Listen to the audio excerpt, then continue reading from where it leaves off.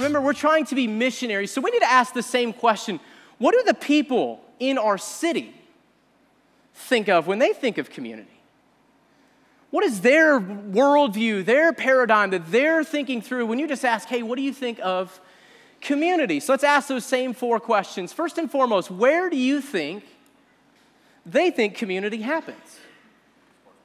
Sports bar. That's good. Everybody always answers bars the first time. I don't understand why, but lots of people hang out in bars, but they also hang out in other places, okay?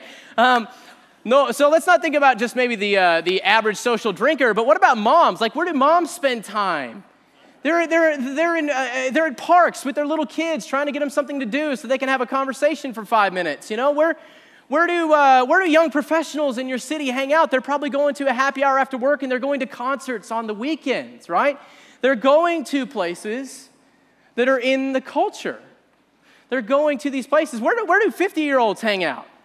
I have no idea. I mean, I still got some work to do and some learning to do, I guess. So where do they hang out? They think about places that are in culture. They go to places typically not inside of their home. Typically not inside of their home. They're engaging somewhere outside of their home. Okay, when do they gather? When do the people of your city gather? How many of them set up standing dates every Wednesday night? Very few of them. They gather when is convenient for their schedule. They gather at places that they enjoy doing and when they can actually do them, right? This is where and when they're hanging out. Now, let me ask a question. What do they talk about? What do the people of your city talk about? The people of Austin love to talk about the food here. It's amazing. I hope you guys enjoyed some of it during our break. The people of Austin love to talk about being an active and healthy person. They love to talk about how we're saved by dieting. You know, I mean, this is the culture of our city. You see, they talk about things that are not them, by and large. Especially when you're introducing someone or you're being newly introduced to someone, much of what you talk about are the things that you love or the activities that you do or the work that you have. Your conversation is defined by other talk. It's defined by talking about people and things that are going on in your life. And then last question, when they think of community, how do they gather? Have you guys ever thought about this? What's the picture that you get when these people gather? Do they gather in a circle?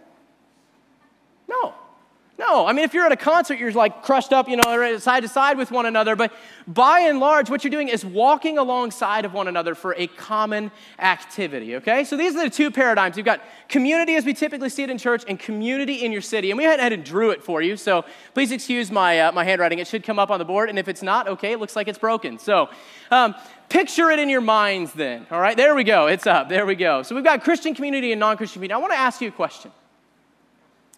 What do you notice about these things? They are fundamentally different than one another, aren't they?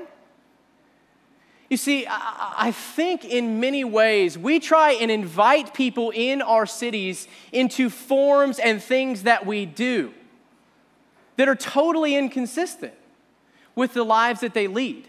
So let me go back to this idea of a missionary. Who are you expecting to be a missionary if all you do is these things? Who are you expecting to be the missionary? You're expecting somebody who has no hope of salvation to go to places that are uncomfortable going. You're expecting someone who doesn't have the Holy Spirit of God in them to adapt their schedule to yours. You are expecting them to learn a new language and way of interacting. You're expecting them to adapt their entire culture. You see, as we worked through this at the Austin Stone, we realized so much of the forms that we had were not accomplishing the mission of God. We had great intentions of being a missional people, but our forms contradicted our mission. So, what do you do about that?